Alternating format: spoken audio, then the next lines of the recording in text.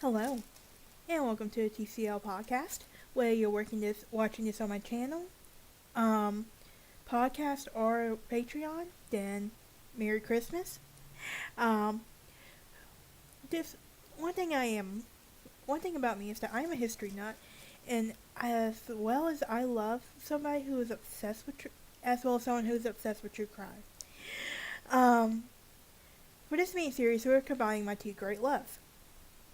Welcome back to a TCL podcast where we talk murder and other forms of true crime. I do have a YouTube channel that you can go and check out. I also have a Patreon that you can join. And if you're watching this on my Patreon, then Merry Christmas to you. By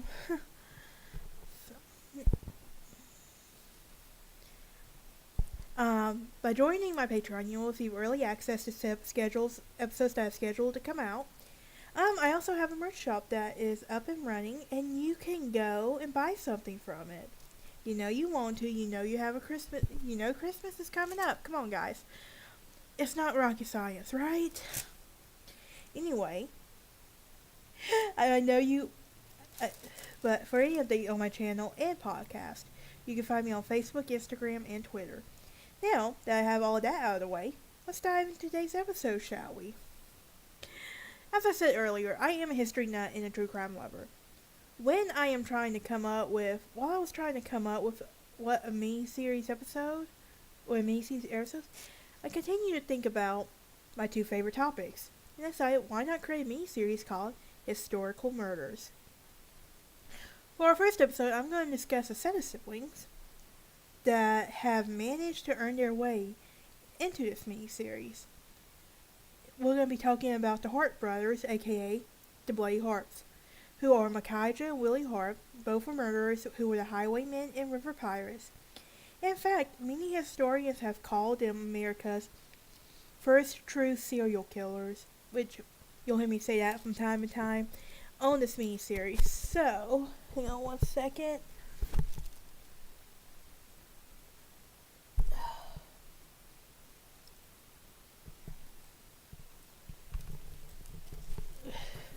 Sorry, I had to fix my hair for a second. It was driving me crazy.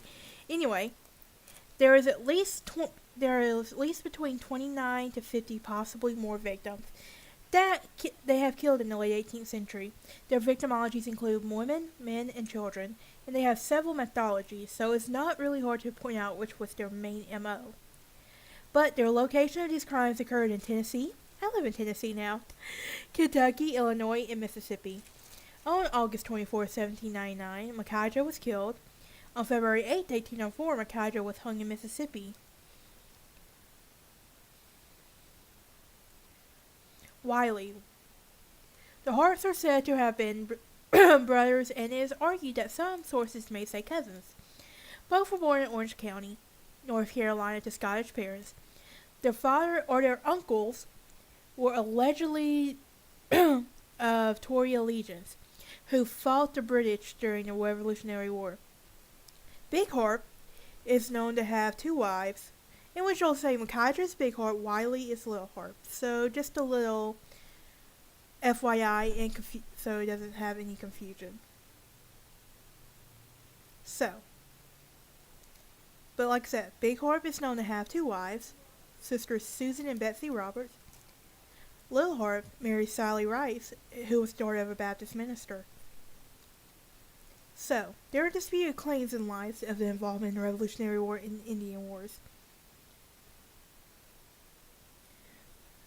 In John Musgrave's article on October 23, 1998, the Southern Illinois newspaper American Weekend, through some research, he cited that T. Marshall Smith, 1855 book Legends of the War of Independence of the Florida Settlements in the West, that the Harpes were much older and most mainstream historians have acknowledged.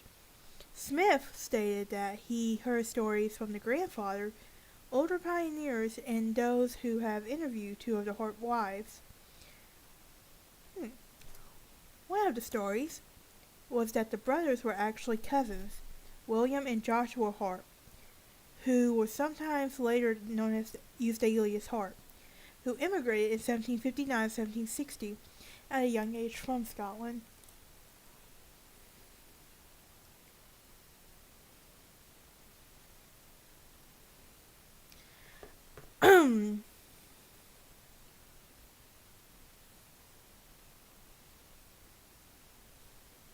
Their fathers were brothers, John and William Harpe, who settled in Orange County, North Carolina between 1761 and 1763. The Harpe patriarchs were loyal to the British Crown and were known as the Royalists, Kingsmen, Loyalists, and Tories, and may have been regulators involved in the North Carolina Regulated War. The anti-British Crown neighbors of the Harpes were known as Whigs, rebels, and patriots. Around April or May 1775, the young Harpe cousin left North Carolina and went to Virginia to find an overseer job of the slave plantation.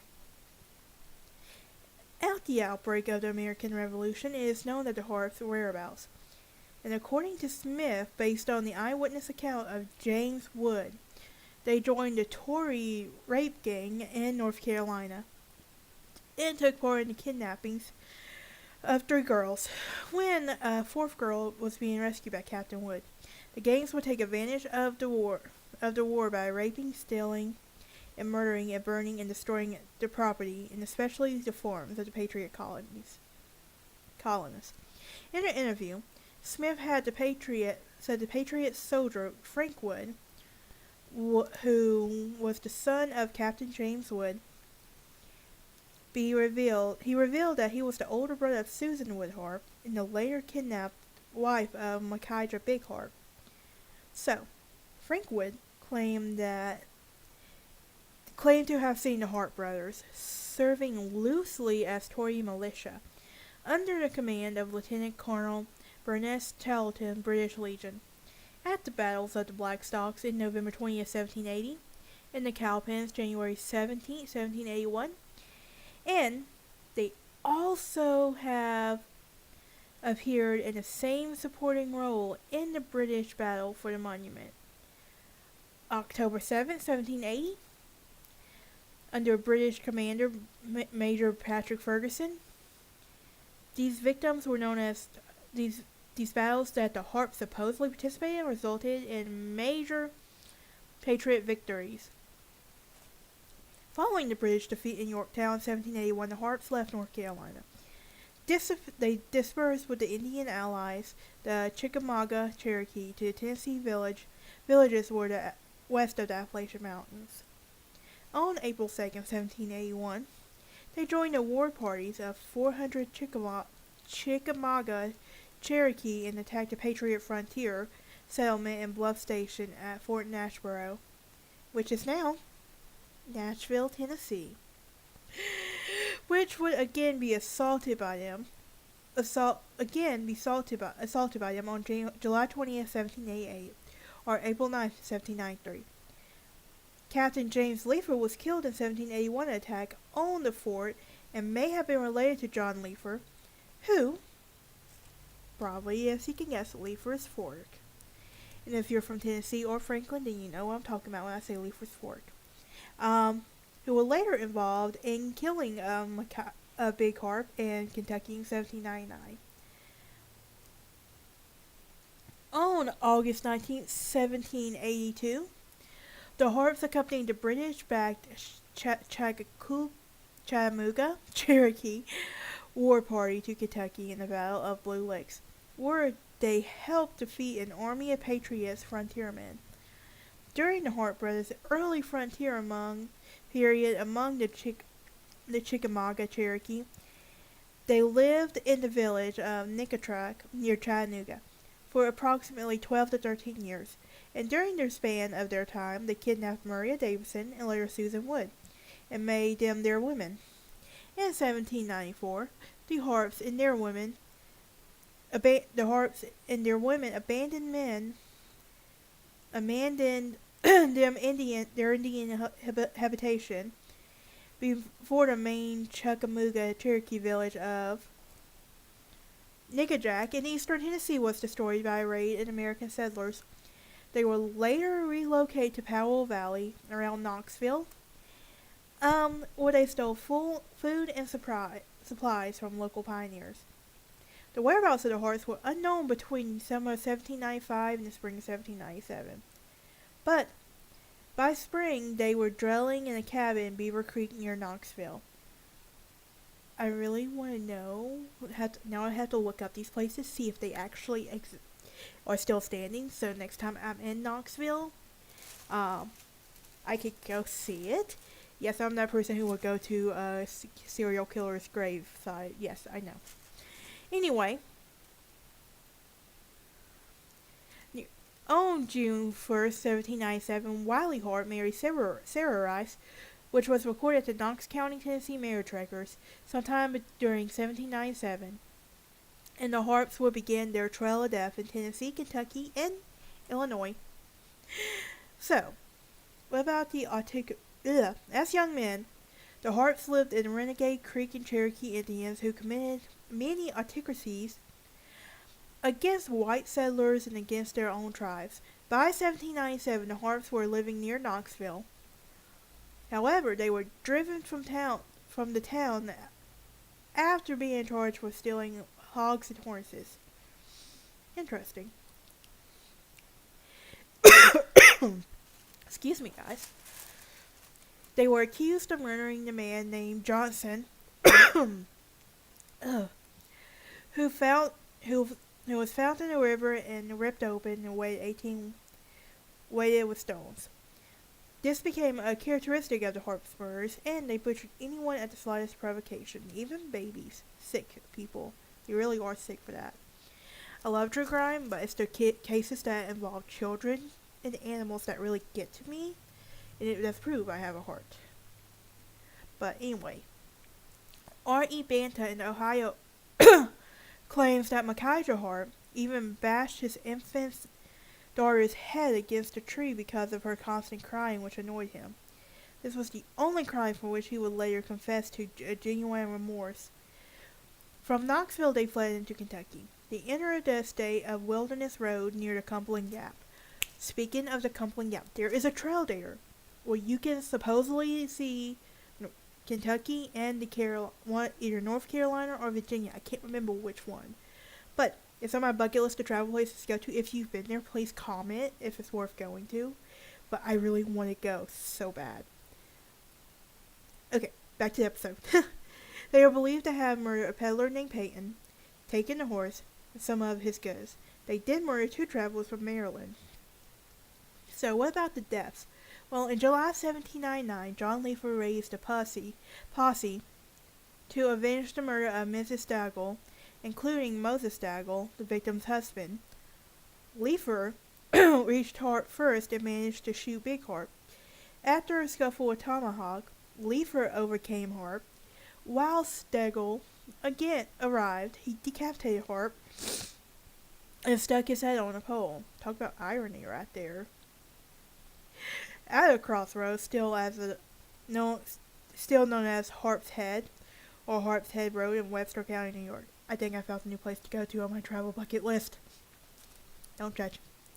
But anyway, by the end of the reign of the terror of the Bloody Harpes, were responsible for known murders of no less than 40 men, women, and children. Little Harpe eluded authorities for some time using the alias John Seton, until he allegedly being caught in an effort to get an award of his own on the head of an outlaw, Samuel Mason. He was captured in 1803. He was tried and hung February 8, 1804. So what about the Harpe women? Well, according to John Musgrave, I wonder if it's any relation to Casey Musgrave. Anyway, the Harpe women, after cohabitation with the brothers, led relatively respectable and normal lives. Upon the death of Micajah in Kentucky, and Wiley went into hiding, and their women were apprehended, taken to Russellville, Kentucky, state courthouse, and later released. Sally Rice went back to Knoxville to live with her father's parents, and for a time, Susan Wood Harpe and Maria Davidson, aka Betsey Roberts Harpe, lived in Russellville. Susan remarried later and died in Tennessee. And according to Ralph Harrelson of McLeansburg, Illinois, a historian showed on September 27, 1803, Betsey would remarry, move with her husband to Canada in 1828 and have children. Eventually, a couple died in their 80s. Good for her. Get out. Escape it. And Canada was her place to go. Sometimes I want to go to Canada. But I'm from the South and I can't do the cold too much, so what can I say? Anyway. Cave and rock historian Otto A. Roptert believed that Susan would die in Tennessee and her daughter went to Texas. According to a former sheriff of Hamilton County, in 1820, Sally Rice, who had remarried, traveled with her husband and fathers into a new house in Illinois via the Cavan Ferry. Now, do they have any descendants? Well, after these atrocities were committed by the Harpes, many people bearing their family name changed their name in some way, hiding the heritage of their infamous ancestors. The Harpes may have disguised their Tory past from their patriot neighbors, changing their original name of Harper, which was a common loyalist name in the Revolutionary War era, North Carolina. Some went by Harpe, merely removing the final E in Harpe, but leaving the punctuation the same. Others changed the name significantly. Wyatt Earp is a famous example. Though unconfirmed to have been a member of the Hart family, there are still descendants of the family today, including those who have changed their surname back to their original spelling. So what about appearances in literature, stage, television, and film? Well, the Harpe saga was explored in depth and noted that historians Paul I. Wellman, in his book Spawn of Evil, now no longer in print. It's probably an ebook somewhere, so I'm going to see if I can go, try to do a deep dive on Amazon, eBay somewhere, see if I can find it and get back with y'all. But, anyway. Edon Harpe, perhaps the only Harpe descendant openly acknowledged to write about the brothers, currently has 2 books, Born Wolf, Die Wolf, The Last Rampage of the Terrible Harpes, and Resurrection. Rebirth of the Terrible Harpes was the 3rd book written in his short walk, The True American First Serial Killers. Although H.H. Holmes, which I am happy to announce, I will be talking about in this miniseries as well, may be close to the truth about finding the story about how the Harpes were written. Even a graphic novel was written in 2009 by Chad Kinkle and illustrated by Adam Snow called Harpe America's First Serial Killers. The Harpe brothers, identified as Big Harpe and Little Harpe, are among the characters. They even in the stage musical The Robert Bridegroom, adapted by Alfred Urey and Robert Waldman from the novel by Eldora Welty.